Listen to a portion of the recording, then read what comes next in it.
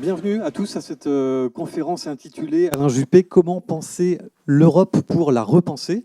Une conférence qui est organisée sur le campus Eiffel. On est ensemble pour aller un peu plus d'une heure pour faire le tour de la question, parler d'Europe ensemble avec vous, Alain Juppé. Je précise qu'on peut également suivre cette conférence en streaming sur Internet à l'adresse campuseiffel.fr/conférence.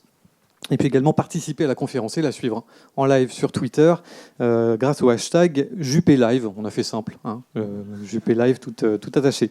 Voilà, quelques mots sur le déroulement de la conférence. On va échanger un petit peu ensemble d'abord Alain Juppé et puis ensuite on va entendre des questions venant des étudiants des différentes écoles du campus Eiffel, le SCE, le CE, le BS Paris et le HEIP évidemment.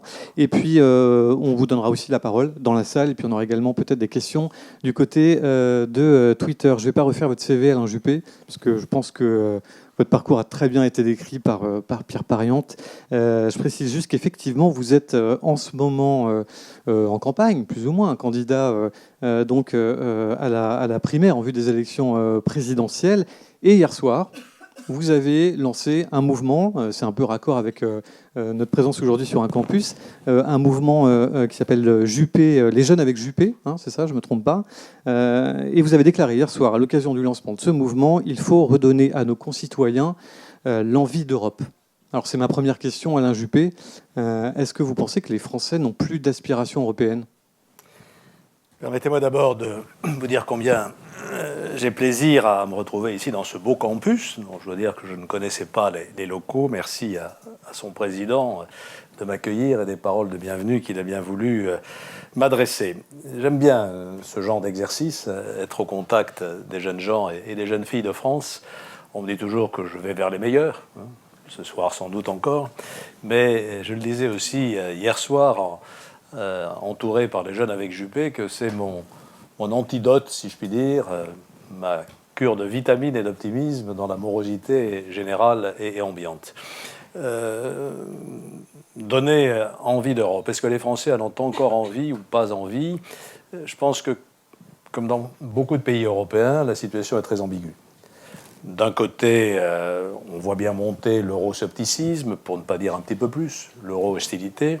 Et en même temps, je crois qu'il existe au fond du cerveau de nos concitoyens, qui sont pleins de bon sens, cette idée que l'Europe est quand même notre avenir. Et moi, je voudrais commencer par une profession de foi. Je suis plus que jamais convaincu que notre avenir de Français, notre avenir d'Européens sera meilleur si nous restons ensemble que si nous nous séparons. Et ça me paraît une évidence tellement forte quand je regarde l'état du monde autour de nous que je m'enflamme peut-être parfois pour essayer de la faire partager sans trop de nuances.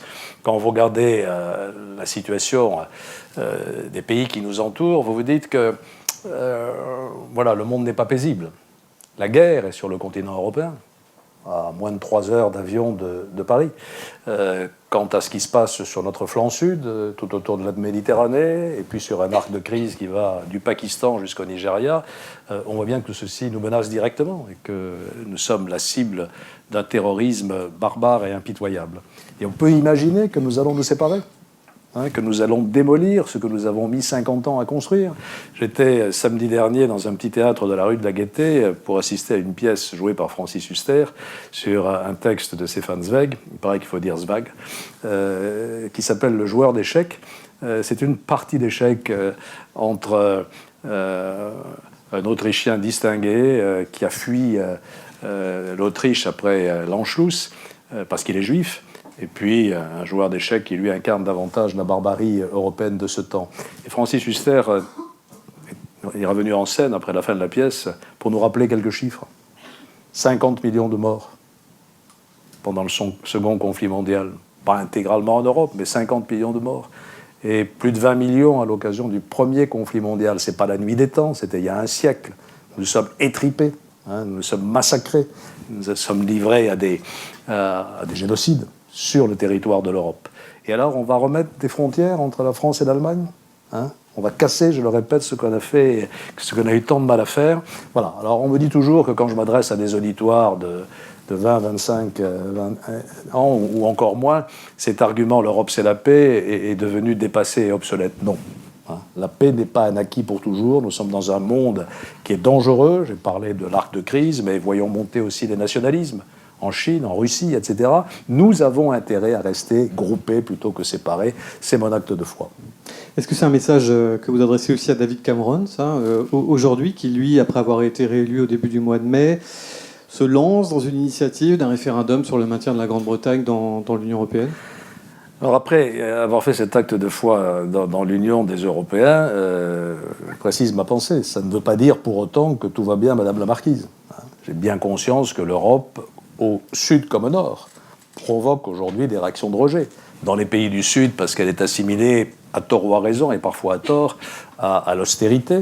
Dans les pays du Nord, parce que certains commencent à penser qu'ils ont assez payé pour les autres. Donc le sentiment de solidarité s'affaiblit. Et bon, vous avez vu les résultats des élections récentes qui montrent la poussée un petit peu partout des partis anti-européens, avec là aussi l'ambiguïté, on le voit en France. 30% de Français ou un peu moins. Un peu plus si on ajoute l'extrême gauche et l'extrême droite, votent pour des partis anti-européens, mais 60% des Français restent convaincus que l'idée européenne a de l'avenir. Donc tout cela reste flou et ambigu. Pour répondre à votre question sur la position de la Grande-Bretagne et celle de David Cameron, j'étais la semaine dernière à Londres et j'ai pu avoir un entretien avec le secrétaire d'État au Foreign Office, le ministre des Affaires étrangères britannique, M. Philip Hammond. Et j'ai compris un peu ce qui se passait à Londres. Pourvu qu'on ne soit pas obligé de voter non. Voilà, c'est un peu ça, l'idée du côté des dirigeants britanniques qui se sont mis un peu dans la seringue en promettant ce référendum qu'ils vont être obligés de tenir maintenant. Mais ce qu'ils voudraient faire, c'est être en situation de dire aux Britanniques « Nous avons obtenu suffisamment de modifications dans le fonctionnement de l'Union européenne pour pouvoir vous recommander de voter oui ». Pourquoi ? Parce qu'ils ont bien conscience que la sortie de la Grande-Bretagne de l'Union européenne ne serait favorable pour personne, ni pour nous. L'Union européenne verrait son rayonnement mondial affaibli si la Grande-Bretagne sortait de l'Union.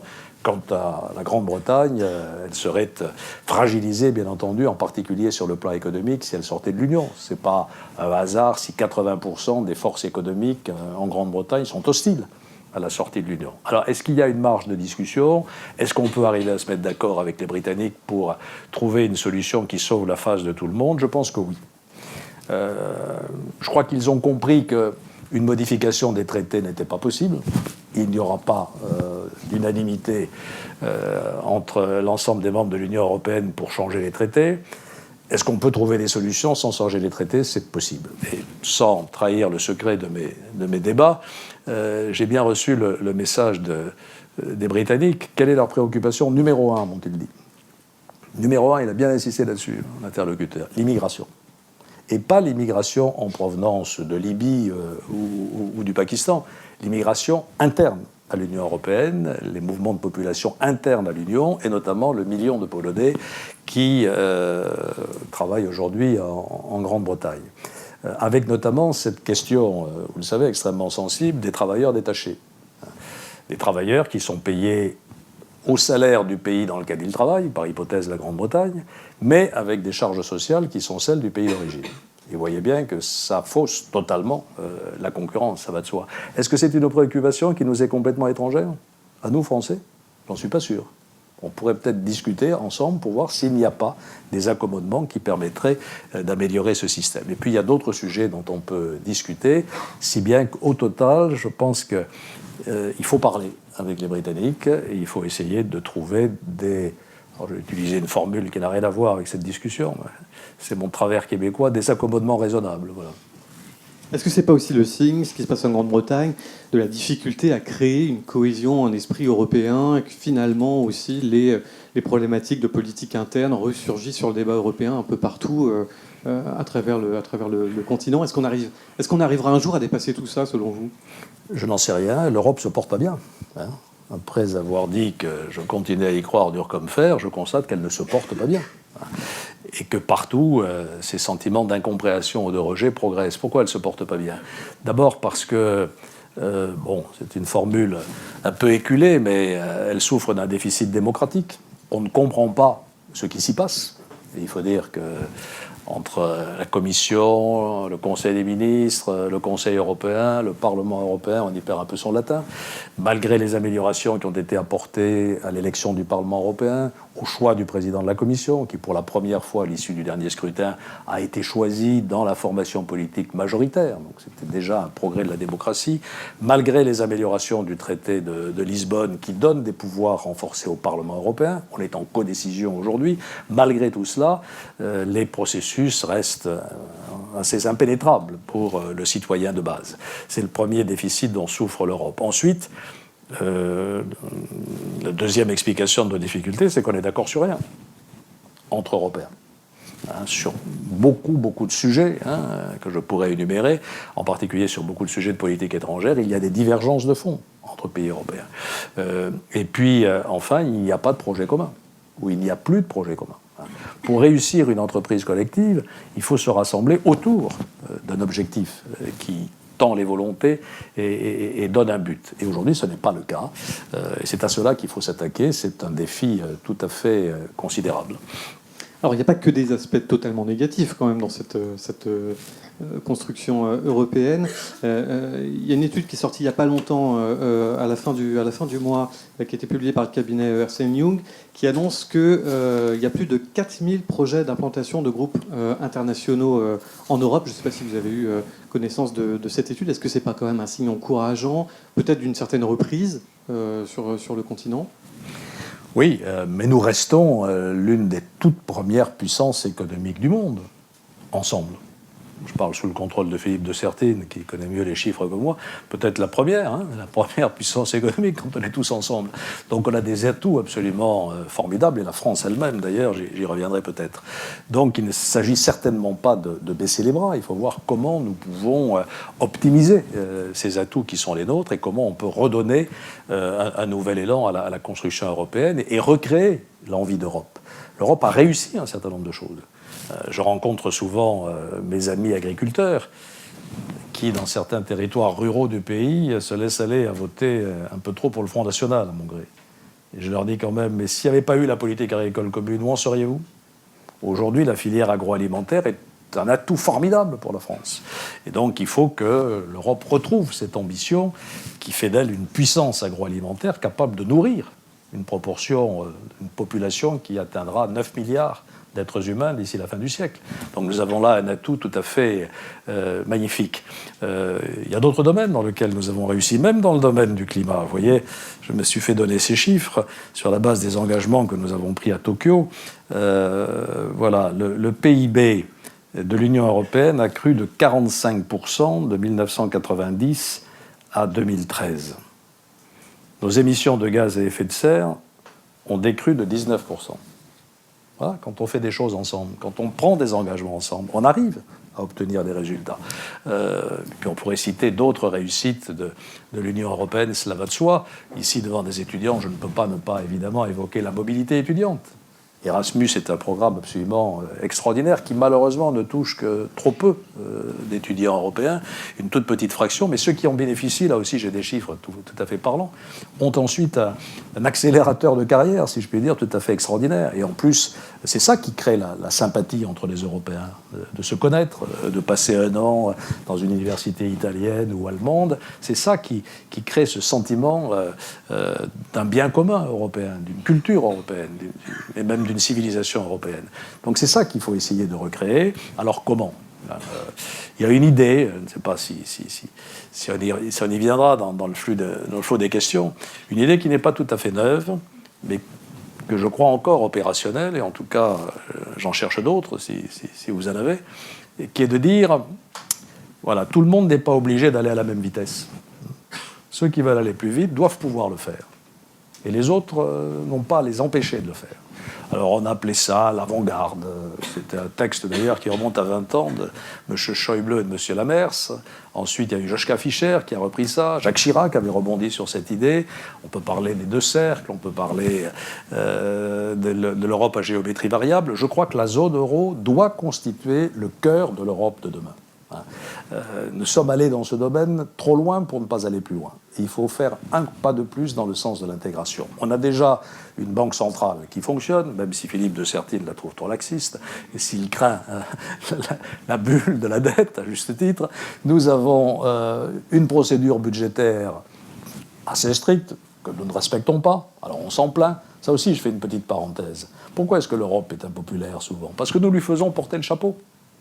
Nous attribuons à Bruxelles des tas de choses qui sont de la responsabilité nationale. Je parlais des agriculteurs l'autre jour. Le président de la FNSEA me disait si au moins on pouvait poser en principe qu'aucune réglementation française n'en rajoute par la réglementation européenne, sur la réglementation européenne, on aurait fait un immense progrès. Donc c'est notre administration qui en met une louche. Et on dit c'est la faute à Bruxelles.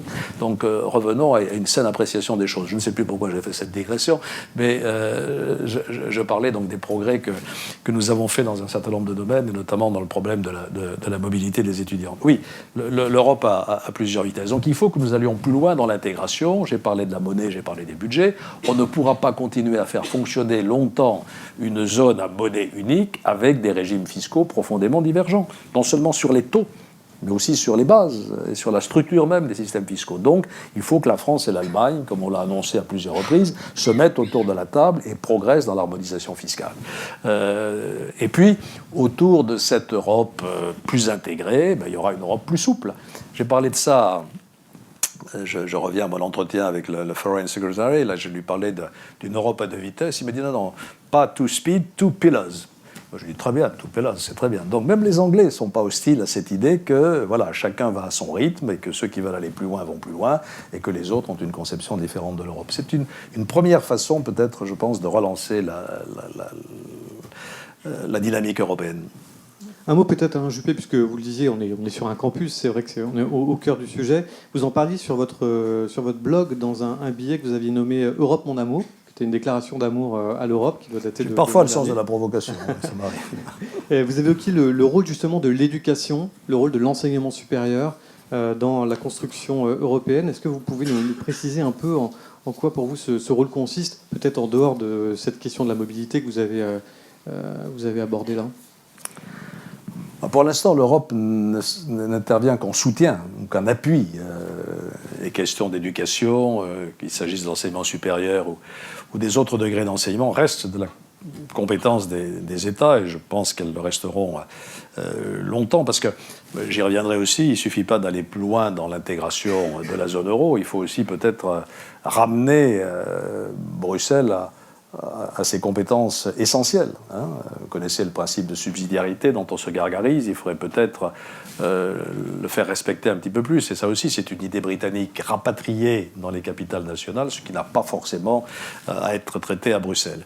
Donc, je ne pense pas qu'on communautarisera, si je puis dire, l'éducation, mais des progrès ont été faits. D'abord, dans l'harmonisation des parcours universitaires, le fameux... J'allais dire LSD, mais c'est LMD. pas LSD. Voilà. LSD, c'est autre chose. Confusion mentale. Voilà, enfin, les LMD pour licence, master, doctorat, etc. LMD, voilà, a été un progrès dans l'harmonisation des parcours. Je parlais tout à l'heure de quelques chiffres s'agissant de Erasmus. Les étudiants à Erasmus risquent 2 fois moins de devenir chômeurs de longue durée par rapport à ceux qui n'ont pas étudié ni suivi de formation à l'étranger. Plus d'un stagiaire Erasmus sur 3 s'est vu offrir un poste dans son entreprise d'accueil. 40% des anciens étudiants Erasmus se sont installés dans un pays étranger après l'obtention de leur diplôme, et 55% des diplômés Erasmus Mundus trouvent un emploi dans les 2 mois qui suivent l'obtention de leur diplôme. Vous voyez la vertu de ce programme qui est tout à fait extraordinaire, donc développons-le. L'enveloppe financière d'Erasmus+, est quand même assez substantielle pour la période budgétaire qui est devant nous, de 16 milliards. Donc je crois qu'il faut continuer à la fois dans l'harmonisation des cursus et en même temps dans ces échanges humains qui sont absolument essentiels. Parlons un peu, on est aussi dans un campus où il y a des écoles de commerce, de management. Parlons un peu peut-être d'économie. On parle en ce moment de la baisse de l'euro, qui favorise une hausse de la compétitivité aux exportations européennes. Est-ce que ça, c'est un succès de la dynamique actuelle sur le plan monétaire ? Je pense que la Banque centrale a fait un choix, consciente de la stagnation de l'activité économique en Europe, elle a ouvert les vannes. Alors, on fait marcher la planche à billets, comme les Américains l'ont fait d'ailleurs, quantitative easing. Bon, ça a des vertus, ça présente des risques. Pour l'instant, je dirais que bon, c'est comme la drogue. Voilà, on est en train de s'habituer, mais c'est agréable, paraît-il. Moi, je n'ai jamais essayé, enfin, je précise tout de suite.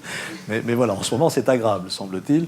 Cela dit, ça ne parvient pas, malgré tout, à relancer véritablement la machine économique, puisqu'on voit bien que la croissance européenne stagne complètement. Je voudrais quand même revenir sur ce que je disais sur la façon de redynamiser l'Europe en donnant à la zone euro davantage d'intégration. Ça pose quand même deux questions subsidiaires. Pourquoi faire ? Et sur quelle priorité ? Pourquoi faire ? Est-ce que derrière tout ça, il y a un projet politique ou pas ? Parce que faire une monnaie, faire une banque centrale, faire un budget avec des règles communes, harmoniser les fiscalités, et après, s'il n'y a pas derrière une ambition politique, si on ne veut pas faire de cette Union européenne un objet politique identifié, non pas un ovni comme aujourd'hui, eh bien, on n'y arrivera pas. Or ça dépend de la France et de l'Allemagne. Je continue à penser qu'il n'y aura pas de percée significative dans ce domaine si la France et l'Allemagne ne le veulent pas. L'Allemagne y est prête. L'Allemagne n'a pas envie d'un leadership européen pour des tas de raisons. Elle veut le faire avec la France. Simplement, il faut que nous retrouvions notre propre crédibilité. Et c'est ça pour moi l'essentiel. Il faut que la France remonte sur son cheval et qu'elle fasse donc les réformes nécessaires pour retrouver sa crédibilité vis-à-vis de l'Allemagne. Et après ça, est-ce que, oui ou non, on veut que l'Europe joue un rôle sur la scène mondiale ? Est-ce que, par rapport aux grands pôles de puissance dans un monde qui est devenu multipolaire, la Chine, la Russie, les États-Unis d'Amérique, demain, un certain nombre de puissances africaines aussi qui vont s'affirmer, est-ce qu'on veut jouer un rôle ou pas ? Et est-ce qu'on s'en donne les moyens ? Une vraie diplomatie, une capacité de défense. Jean-Claude Juncker a sans doute brûlé les étapes en parlant il y a quelques jours d'une armée européenne. Les conditions ne sont pas réunies pour cela. Mais quand même, la question va se poser. Hier, je recevais le président du groupe parlementaire CDU-CSU au Bundestag, M. Kauder. Et lui-même me dit on ne peut pas continuer à voir la Bundeswehr décliner comme elle décline. Dans le monde où on est, il faut que nous refassions un effort commun de défense entre pays européens. Et comme on n'a pas des moyens budgétaires considérables, il faut se mutualiser. Il faut mutualiser nos moyens. Ça aussi, ça peut donner une dimension politique à l'Europe. Il faut qu'ensemble, nous bâtissions des politiques de lutte contre le terrorisme et notamment que nous mettions plus en commun nos moyens de renseignement. Donc voilà, c'est ça le projet politique. Et ensuite, quelles priorités ? Moi, j'en évoquerai deux qui me paraissent tout à fait essentielles. L'énergie, qui pose des questions géostratégiques. Je ne sais pas si on parlera de l'Ukraine et des relations avec Poutine, mais on dit toujours que nous avons besoin du gaz russe. Mais la Russie a besoin de trouver des clients pour vendre son gaz.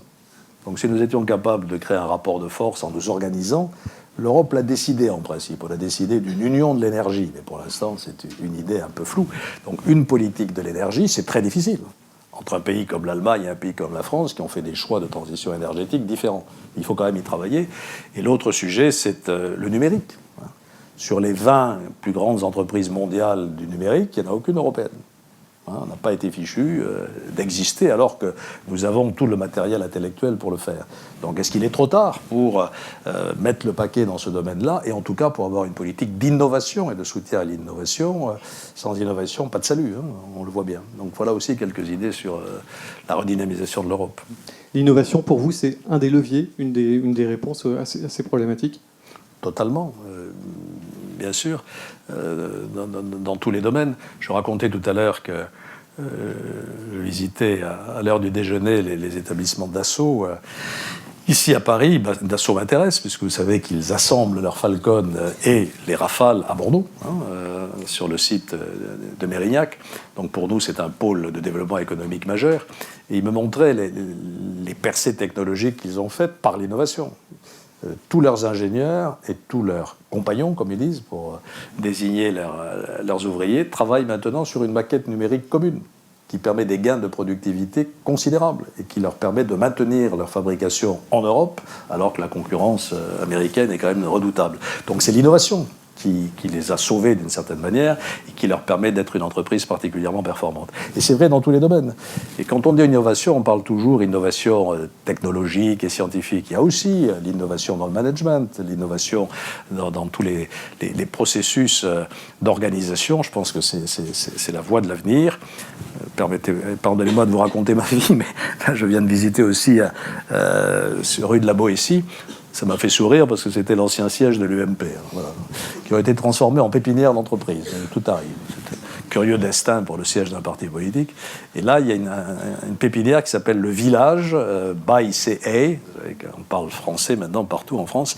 Donc c'est le Crédit Agricole qui soutient ce lieu, qui est à la fois un accélérateur. C'est fantastique de voir le nombre de start-up qu'on a dans ce domaine, qui ont toute une créativité extraordinaire et qui, si elles sont accompagnées, notamment dans le financement de leur développement, peuvent grossir et devenir des locomotives économiques, à condition qu'elles n'aient pas toutes s'installer dans la Silicon Valley. Est-ce que l'Europe en fait assez dans ce domaine ? Non, bien sûr. Oui et non. Il y a un programme cadre de recherche et d'innovation européen qui doit mobiliser, je crois, 75 milliards d'euros sur 4 ou 5 ans. Ça n'est pas rien. Il est très compliqué. Et donc, il n'est pas toujours tout à fait utilisé. Et ses objectifs ne sont pas toujours très clairs. Et puis, il y a le plan Juncker. 315 milliards, alors c'est toujours pareil, quand on parle chiffres, c'est génial. Avec 25, on fait 315, parce qu'il paraît que ça va avoir un coefficient multiplicateur de je ne sais combien. Donc c'est de l'argent du budget européen, un peu d'argent de la BEI, et puis sans doute la mobilisation de fonds divers et variés, pour financer un grand projet d'investissement sur les infrastructures, mais aussi sur le numérique et sur l'innovation en général. Donc ça, c'est une chance qu'il faut saisir.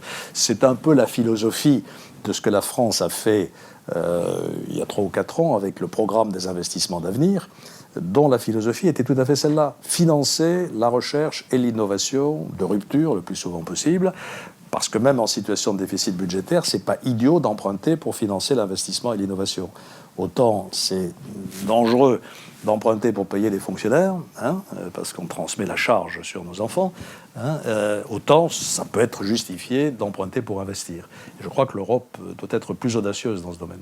Vous pensez que l'Europe, la France doivent se donner des marges de manœuvre en la matière, davantage, oui, malgré la situation économique À cause de la situation économique. Je pense que l'austérité n'est pas tout. Bien sûr qu'il faut revenir à des budgets équilibrés et qu'on ne peut pas indéfiniment supporter des déficits qui se traduisent par de la dette. On est aujourd'hui à 100% de dette en termes de PIB en France. Enfin, 97 ou 98, pas très loin de 100%. Ça ne peut pas continuer indéfiniment. Je pense aux jeunes qui sont là. On va leur léguer cet héritage-là pour rembourser tout au long de leur vie. Donc ça, il faut l'arrêter. Mais il faut faire attention à des politiques budgétaires qui se limitent à l'austérité, parce que ça peut aussi avoir des effets récessifs. Donc je pense que dans le même temps, investir de l'argent dans l'innovation, dans l'investissement de long terme, ça n'est pas stupide et ça n'est pas contradictoire. On va donner dans quelques instants la parole aux étudiants des différentes écoles du campus. Un mot, Alain Juppé, puisque vous êtes dans cette dynamique actuellement. Que doit faire, que peut faire, vous avez parlé du couple franco-allemand, mais que doit faire, que peut faire la France aujourd'hui? Quel est le rôle de la France et peut-être du président de la République en matière de construction européenne? D'abord, faire en sorte que la France retrouve sa crédibilité. Et notamment vis-à-vis de ses plus grands partenaires, à commencer par l'Allemagne. Ça n'est pas le cas aujourd'hui. Nous sommes dans une situation quand même exceptionnellement favorable. Les planètes, dit-on, sont alignées. Vous avez parlé de l'euro qui a perdu, je crois, 20% de sa valeur au cours des derniers mois et qui est presque à parité avec le dollar.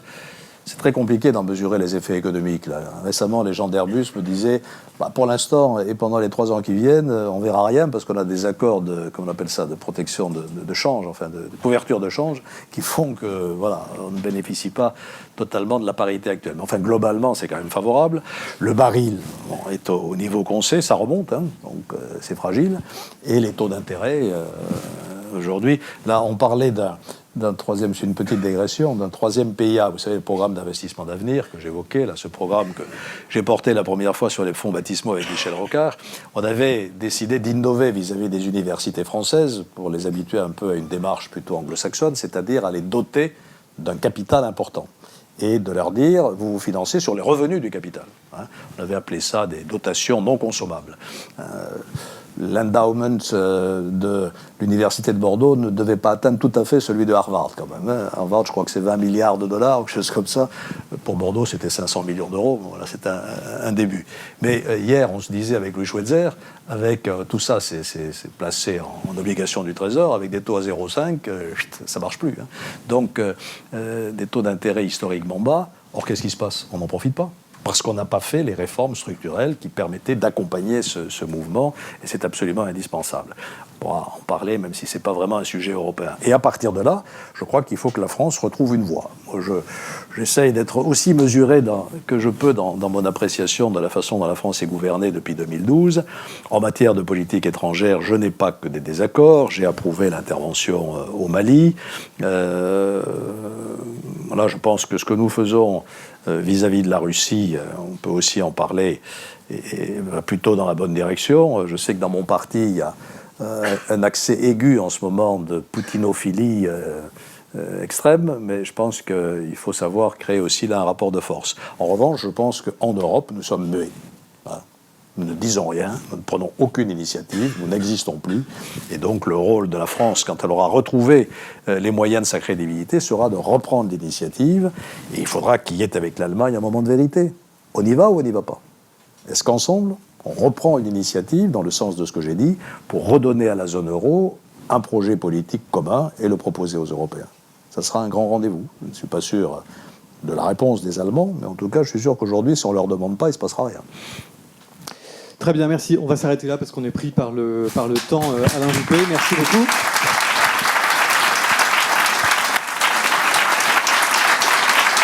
Merci à vous.